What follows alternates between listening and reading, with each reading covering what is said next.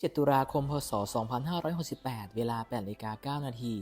พลตำรวจตรีสารนัย คงเมือง ผู้บังคับการตำรวจภูธรจังหวัดเพชรบูรณ์ และคุณเรนุมาศ คงเมือง ประธานแม่บ้านตำรวจภูธรจังหวัดเพชรบูรณ์ เข้าร่วมเป็นประธานเนื่องในวันตำรวจประจำปี พ.ศ. 2568 โดยมีพิธีสักการะสิ่งศักดิ์สิทธิ์ประจำภูธรจังหวัดเพชรบูรณ์ พิธีอ่านสาร ผบ.ตร. พิธีมอบใบประกาศเกียรติคุณให้แก่ข้าราชการตำรวจที่ปฏิบัติหน้าที่ดีเด่น และมอบทุนการศึกษาให้แก่บุตรข้าราชการตำรวจ ตลอดจนพิธีบำเพ็ญกุศลทักษิณานุปทาน และเจริญพระพุทธมนต์เพื่อความเป็นสิริมงคล โดยมีหัวหน้าส่วนราชการ